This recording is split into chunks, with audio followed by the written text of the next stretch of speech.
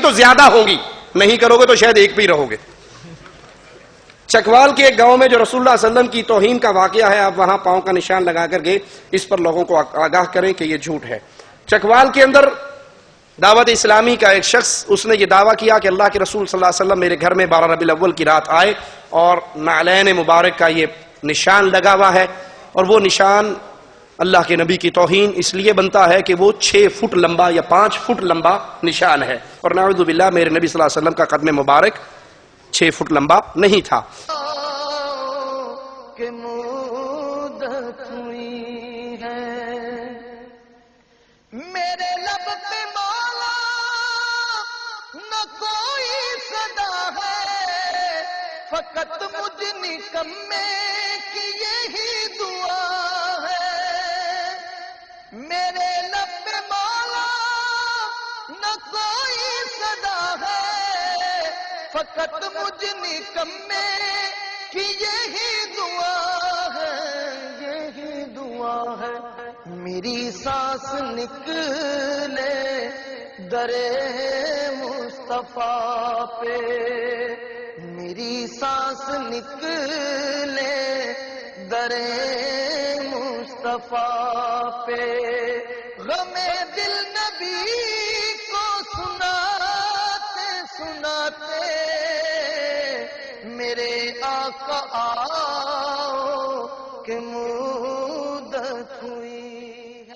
رحمت برس رہی ہے محمد کے شہر میں، رحمت برس رہی ہے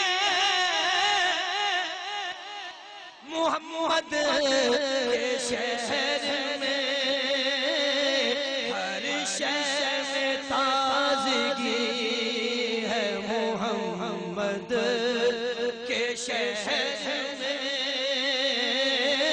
ہر شہر میں تازگی ہے محمد کے شہر میں، آتے ہیں بخشوانے گناہوں کو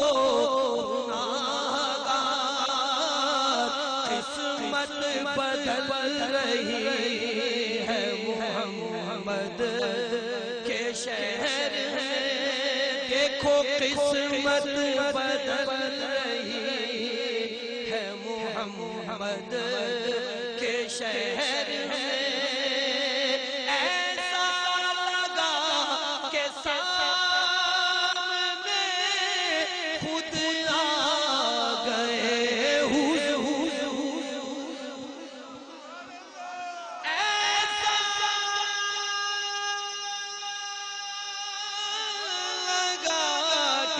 وہ اس ظالم نے کچھ عرصہ پہلے دیگ پکائی تھی حلوے کی، حلوے والی دیگ کا کڑاہا رکھا ہوا تھا، رات 12 ربیع الاول کی بارش ہوئی، وہ زمین تھوڑی سی پریس ہوئی بھی تھی، ایک نشان بن گیا، اس نے مشہور کر دیا کہ یہ نبی کا قدم لگا ہوا ہے، اور اس پہ شیشے کا اس نے بکس بھی لا کے رکھ دیا، اور پورے پاکستان سے لوگ بسیں بھر بھر کے وہاں پر جا رہے ہیں۔ وہ کمائی کا ایک دھندا ہے جو بڑا اچھا چل رہا ہے، اللہ کے نبی کی وہ توہین ہے۔ اللہ کے نبی اپنی جنتوں میں آرام کر رہے ہیں، آپ کی قبر مبارک جنت کا باغ ہے، آپ نکل کے اس طرح آج اس کے گھر، کل اس کے گھر۔ کیا مغرب اور عصر کے درمیان سونا گناہ ہے؟ ہمارے علم میں ایسی کوئی روایت نہیں۔ مغرب کے بعد سونا، عشاء سے پہلے سونا کو منع کیا گیا ہے، ٹھیک ہے؟ عشاء کے بعد فوراً سو جائیے، کیونکہ اگر مغرب کے بعد سو گے تو اس میں نماز کے ضائع ہونے کا ڈر ہے، واللہ اعلم۔ یا اللہ کہنے والے اور یا رسول اللہ مدد کہنے والے کے پیچھے نماز پڑھنا کیسا ہے؟ جو شخص اللہ سے مدد مانگتا ہے وہ موحد ہے، جو غیر اللہ سے مدد مانگتا ہے وہ اس دعا کی عبادت میں غیر کو شریک کر رہا ہے، یہ اہل شرک میں سے ہے، اور غیر اللہ کی پکار شرک اکبر ہے، ایسے کے پیچھے نماز نہیں ہوتی۔ بیوی کو انسان کیسے سمجھائے؟ اوکھی گل پوچھی جی۔ بیوی کو انسان اللہ کا واسطہ دے کے سمجھائے، اس کو قرآن کی آیات سنا کر سمجھائے، خامن کے حقوق سنا کر سمجھائے، اور خود بھی بیویوں کا حق ادا کرو، خود بھی بیویوں کا حق ادا کرو۔ جب آپ بیویوں کا حق ادا کریں گے تو امید ہے انشاءاللہ کہ بیوی بھی آپ کا حق ادا کرے گی۔ اللہ کے نبی نے فرمایا کہ حوا کی بیٹی کو اللہ نے پسلی سے پیدا کیا ہے، اور پسلی ٹیڑھی ہوتی ہے، پسلی ٹیڑھی ہوتی ہے. اگر تم اس کو سیدھا کرنا چاہو گے تو توڑ بیٹھو گے, طلاق دے بیٹھو گے. اس لیے اوکے سوکے ہو کے گزارا کر دے رہو. آج کل یہاں پر مسجدوں میں تبلیغی جماعتیں آتی رہتی ہیں جو لوگوں کو زبردستی بٹھا کر کچھ درس دیتے ہیں, جس میں کچھ کتابوں سے پڑھ کر سناتے ہیں, مثلا فضائل اعمال سے اور اس طرح کی دوسری کتابوں سے. کیا ان کی مجلس میں بیٹھ کر یہ سب سننا صحیح ہے؟ اگر نہیں تو ان کو کیسے انکار کیا جائے؟ کیونکہ وہ ہر روز نماز کے بعد نمازیوں کو دین کی بات سننے کے نام پر روکتے ہیں. انہیں کہیں بھائی آپ دین کی بات پہنچانا چاہتے ہو, یہ اللہ کا قرآن ترجمے والا موجود ہے, یہ پڑھ کر سنائیے. فضائل اعمال جو آپ ہمیں پڑھ کر سنا رہے ہو, اتمام حجت کے لیے آپ کو حوالہ دے دیتا ہوں. فضائل اعمال کی جب پہلے پیج کو آپ کھولیں گے, تمہید آئے گی, سٹارٹنگ دیباچہ تمہید. اس تمہید کی غالباً 7ویں سطر ہے. اس میں مولانا ذکریہ لکھتے ہیں کہ فلاں سن فلاں تاریخ کو میں دماغی طور پر مریض ہو گیا, بیمار ہو گیا. ڈاکٹروں نے مجھے منع کر دیا کہ آپ نے کوئی دماغی کام نہیں کرنا. آپ مینٹل کیس ہیں, بیمار ہیں, دماغی مریض ہیں, آپ نے فارغ رہ کر ریسٹ کرنا ہے. تو میں نے سوچا کہ یہ ایام جو فراغت کے ہیں, کیوں نہ ان فراغت کے ایام میں اللہ کے دین پہ کچھ کتابیں لکھی جائیں. جب بندہ مینٹل کیس ہو وہ کتابیں لکھے گا تو کیسی لکھے گا؟ اس لیے اس کے اندر شرک اور بدعات کی بھرمار ہے. ہماری سی ڈی بھائی جاوید سے مل جائے گی, فضائل اعمال کی حقیقت, وہ لے کر مزید تفصیل جان سکتے ہیں. شیخ صاحب برائے کرم ہمارے لیے وقت نکالتے رہا کریں, عین نوازش ہوگی, اللہ نے توفیق دی تو انشاءاللہ.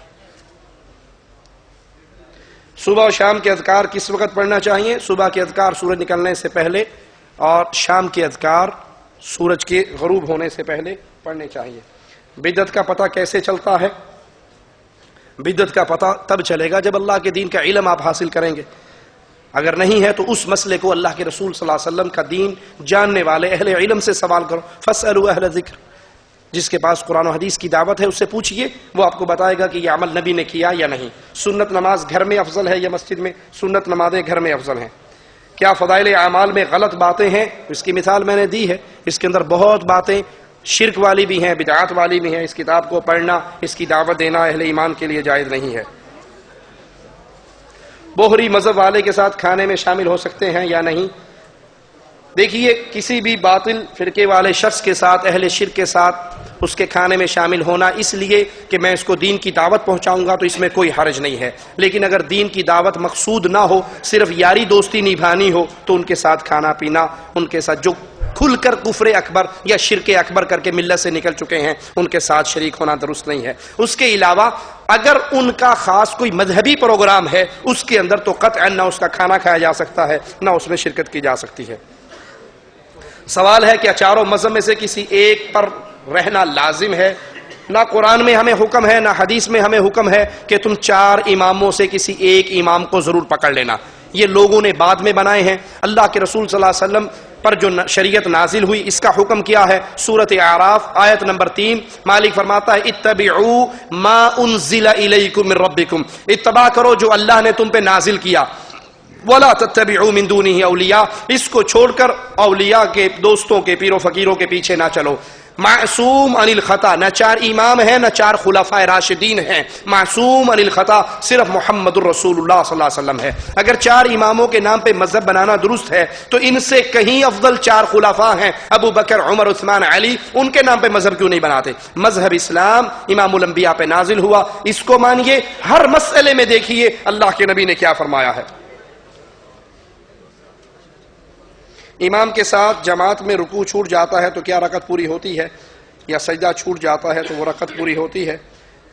رکوع والا مسئلہ اختلافی ہے, لیکن راجح قول یہی ہے جو شخص رکوع میں آ کر امام کے ساتھ مل جائے تو اس کو دوبارہ اپنی رکعت پوری کرنی چاہیے. اس کا رکن فاتحہ بھی رہ گئی اور اس کا رکن رکعت بھی رہ گئی. ایک مسلمان نماز نہیں پڑھتا, روزے نہیں رکھتا, مگر دینی کتابیں بانٹتا ہے اور خیرات کرتا ہے. قرآن و حدیث کی روشنی میں اس کا کیا صحیح ہے؟ وہ بانٹ رہا ہے کتابیں, سیڈیاں, لوگوں کو فائدہ ہوگا, اس کو کوئی فائدہ نہیں ہوگا. جو نماز نہیں پڑھتا, صحیح علماء کے اقوال کی روشنی میں وہ شخص مومن نہیں ہے. مومن وہ ہے جو توحید کو مان کر پھر 5 وقت کی نماز بھی پڑھتا ہے. کیا دوسری شادی کے بارے میں درس ہو تو لوگوں کو بتائیے کہ یہ سنت ہے. لگتا ہے پہلی سے لڑائی کر کے آئے بھائی. جو دوسری بات شادی کے بارے میں لوگوں سے پوچھتا ہے یا اجازت لیتا ہے یا